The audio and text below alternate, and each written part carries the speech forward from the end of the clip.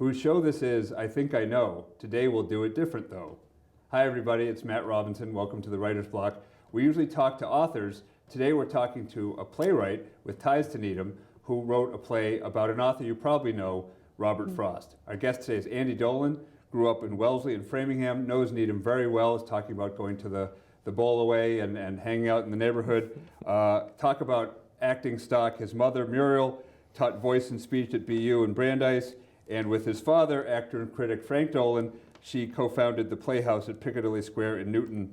Andy himself has performed at Harbor Stage, Wellfleet Harbor Actors Theater, Merrimack Rep, and New Century Theaters, among others. And the show is called Robert Frost, This Verse Business. It won Best New Play at the Eventide Arts Festival in 2010 and Best Production at the United Solo Festival in New York in 2013.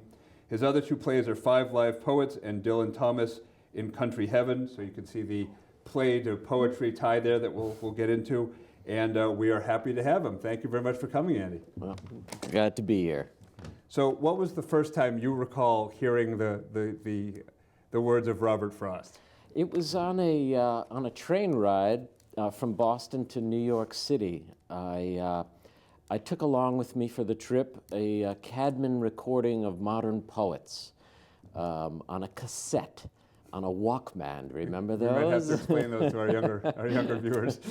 But I was immediately captivated by the poetry, and Robert Frost was one of the poets that was featured on it. He wasn't talking about other stuff. It was just the poets reading the poems. And that intrigued me enough to, when I got back to Cambridge, I had a part-time job at Harvard, to go to the Woodbury Poetry Room at the Lamont Library and to listen to some recordings that I found of Frost giving talks at Harvard. And yeah, I was struck immediately by the personality, the gravelly voice, this old wise sage personality, his intelligence, his humor, his wit. And from there, I began to think that there could be some theatrical possibilities there. That's when it first hit me. So you really try to give your audience through the play a sense of more of Frost as the person, not just lines of verse on a page that they might have memorized in grade school and then moved on from. Yes, the words are, the center of the piece because some of the greatest poems are included, including Stopping by Woods, The Road Less Traveled, Mending Wall, Birches. They're all in there, great words. And fortunately for me, the words are spoken by a great actor, Gordon Clapp. And Frost loved great actors. He went to the theater as much as he could, and he didn't claim that he said his words particularly well. He said, my own utterance falls a little short from what I hear in my mind's ear. But he'd go to the theater just to hear and to see the great actors deliver those words in a way that he describes in the play, to exquisitely reproduce the tone of voice meant in the sentence of writing. He felt that was very, very important. So as far as the words are concerned, some of the greatest words of his are in the play. But as far as the person is concerned, I think we do justice. I think we give a glimpse of at least two parts of the person. Certainly the public performer, the platform legend. The guy was really a beguiling rascal in public, like Mark Twain. Just his talks were legendary. The sellouts across the country. And so you get a feeling of just how good he was in public from the play. And then in the last part of the play, you do get a glimpse of the more private person. He opens up a little more. He invites us all home with him, and he gets a little more personal. he tells some stories about his family, and it was quite a tragic life that he led personally. He outlived 4 of his 6 children, and so that comes across too. But he said, if you really want to know me, read my complete works. So is it along the lines of like a Hal Holbrook's Mark Twain Tonight? Is that sort of the? It's probably the closest analog, but I think there's more of a real play in what we have. There's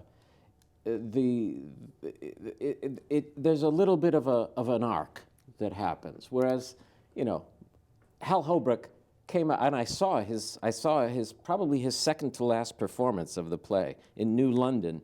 I think he was 91, and he did it as brilliantly as ever. And Hal Holbrook, I heard, had something like 6 hours of Mark Twain's own words in his brain. And he would do different things every night. And so there wasn't really a structure to it so much as he just would say this, and then he'd say this, and then he'd say this. And for us, to me, in my mind, the play kind of follows this path from the public guy, the public performer, to the more at-home person, and talking more about his personal life, which of course Mark Twain, Hal Holbrook never did in his piece.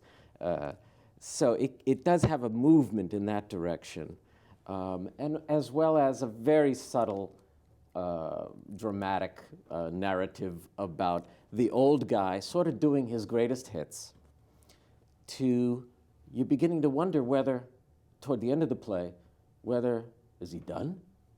Is there another play? Is there another poem coming by the end of this? So something like that. So. In your research, did you find unfinished works? Were there notebooks and journals and things that had never come to light? Oh yeah, sure. There's lots of notebooks, lots of, I'm sure, scraps of poems that he never returned to or something like that. I'm not by any means a Frost scholar, no way, and I haven't gone through all of the material because it's voluminous. So, what was the bulk of the research? After the Harvard discovery of they had a few cassettes there, I learned of what they had at Amherst and at Dartmouth, probably the 2 institutions that he was most closely affiliated with, and they had, they allowed me at these 2 special collections of these libraries, they allowed me to record on cassettes probably 200 hours of him in public. Wow. And so I used those recordings and I started to transcribe them. And I got about 100 pages of transcribed recording, material from actual appearances that I found to be the most interesting or funny or illuminating, because he would make a remark before he said a certain poem and he'd make a remark after he said a certain poem. And so that's the bulk of the material, and that's what I really focused my research on, because it is really mostly a portrait of Frost saying his poems and talking about his poetry and about art, his ideas, beliefs about art in general. So. Being a native New Englander also, do you see something in Frost that is, he lived in New Hampshire for a while, he attended Harvard and Dartmouth, and as you said, had ties to Amherst also. Is there something inherently New England in his style, other than maybe just, talking about snow and things that other people might not be so familiar with? I'd say, Robert Penn Warren, because Frost was born in San Francisco, and he lived there until he was 11 years old. And Robert Penn Warren said in some book I came across about Robert Frost, he said it was as if he dropped from space into New England, and he remained stunned for the remainder of his life. So there was something about the landscape and the people, because the characters in some of his poems are real New Englanders. You know. So you're saying he was more the observer than he never really became of the region? He kind of turned himself into one of these people, into one of these characters. He listened so closely to their speech, and you see it in many of the poems. The characters, the way they talk, it's a New England inflection, a New England idiom that he drew upon, and he really immersed himself in. So, but you know, I think he also, to a degree, he developed that persona of the New England, you know, farmer poet. Now, Gordon, who people might know from NYPD Blue, among other things, he's from New Hampshire also. Yeah. So did that make it easier for him to take on the voice? How did you find each other? Absolutely. Well, Gordon, I'll say, Gordon grew up in New Hampshire. He loved Frost from a very early age.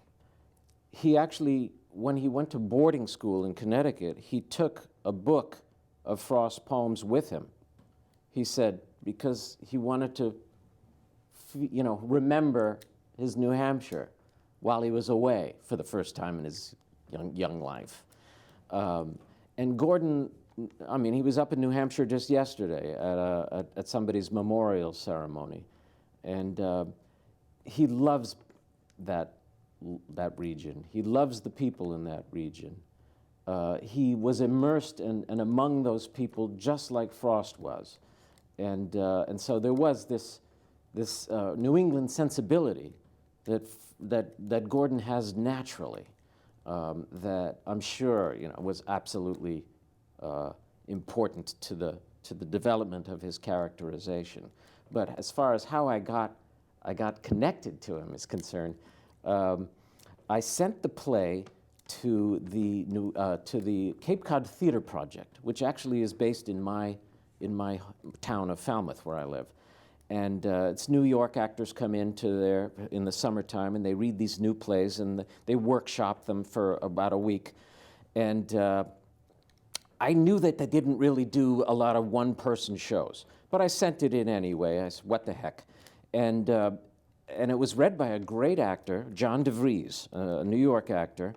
And he wrote to me and he said, we really like this, but we generally don't do the one-person play thing. But do you mind if I pass this script along to somebody I know who is very interested in Frost, Gordon Clapp? And I said, okay. Yeah, okay.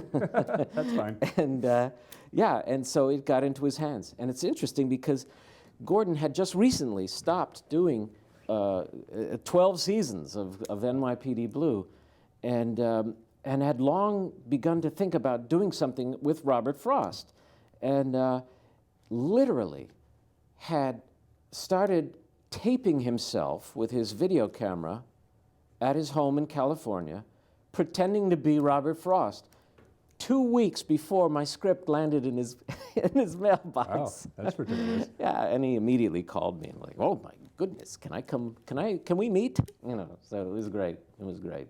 How have you decided where to take the play in terms of performance venues? Well, when it first was done at Peterborough Players, directed by Gus Kaikkonen, the artistic director of Peterborough at that time, this Peterborough director and also a New York director, great directing talent. And when we did it there, it got some buzz, and we managed to get like a number of regional theaters interested and to have it for a week or two in each of the regional theaters, Merrimack Rep, Lost Nation Theater in Vermont, the Dorset Theater Festival. And, but since then, it's been more like these one-night-onlys that we've been doing. And because it's a play about a poet, maybe, rather than a more conventional play, maybe for that reason, it doesn't seem to attract the attention of artistic directors and of regional theaters so much. Maybe they're skeptical that a theater audience could possibly be interested in something about a poet, you know, or whatever. But I promote it to colleges and and theaters and other venues that I think might be interested. And you know, we've managed to keep going. We've done it over 130 times since it began, and actually the bookings are picking up. Maybe because it is the 150th birthday of Frost. I would say that. I mean, around here, I think because of his connections to this area, there's kind of a built-in interest. I mean, it was my first exposure to poetry. We had to memorize Frost, and my daughter also here in the Needham schools. That was, you know, she can still do Stopping by Woods all the way through pretty impressively. So you're having it's a 5-night run in April? Six performances, and we did think that this was the time to get it to Boston, because he did live in Boston, Cambridge for over the last 2 decades of his life. He had a I think it was an apartment on Beacon Hill for a few years, and then he bought a house in Cambridge on Brewster Street, where he lived for about the last 2 decades in the warmer weather, because the author of North of Boston always flew south for the winters. Yeah. Well, that's because he became a New Englander, like you said. He fit in with the traditions right away. Yeah. So the play is called This Verse Business. Did Frost see his writings as a calling, as work, as a little bit of both? Well, he uses the phrase, you know, as a joke. It's just kind of a joke when he utters it in the play. And it's interesting. I originally called it Talk of Frost or something like that. And I sent an early version of the script to Richard Wilbur, the U.S. Poet Laureate, a great poet. And the one that I sent him I renamed it This Verse Business. And he said, I like that title. And so that gave me some confidence. And but the title itself, just kind of a joke in the play by Frost. But yeah, it was a calling. It was his life work to be a poet. And in fact, he says, to be a poet is a condition, not a profession. Yeah, I mean, you know, being a writer and doing these shows with other writers, I hear that a lot. Like, I couldn't not do this. Yeah. This is my base skill, and I've just applied it wherever I can. So, what other things that you're aware of are happening for his 150th? Are there other celebrations around? Well, there was one just 2 days ago, yesterday, up at Dartmouth. Gordon, who lives nearby Dartmouth in Norwich, Vermont, was asked if he would come and do a little of the Frost for a group of people at the Baker Library. Dartmouth's libraries hold a tremendous amount of, probably the most in the world, of Frost material. And a little shortened version of some of the material from the play. And he did it, and they loved it. It was great. So that was done. I think the group of Frost scholars were meeting at Dartmouth at the time, around that time that week. And also, it's over by now, in San Diego, the Robert Frost Society this past week held a big convention, and some of the best poets in the country attended and read poetry for the public. And they talked about Frost, and they had little workshops or what have you. Those are the big ones that I've heard about. As far as in Boston is concerned, I'm sure there's things, you know, that are going on in English departments maybe around this region, but I'm not too much aware of anything else. So that's us. Would you be open to doing school appearances and things of that sort with We're doing a school appearance at Pinkerton Academy next week. Frost lived in Derry, New Hampshire for I think 11 or 12 years. And for part of that time, he actually taught at Pinkerton, taught English. And they invited us to come. And when they asked us to come and do the whole play, which we're going to do on the 4th, for the public, for the dairy public. They asked, could you do something for the students? And so I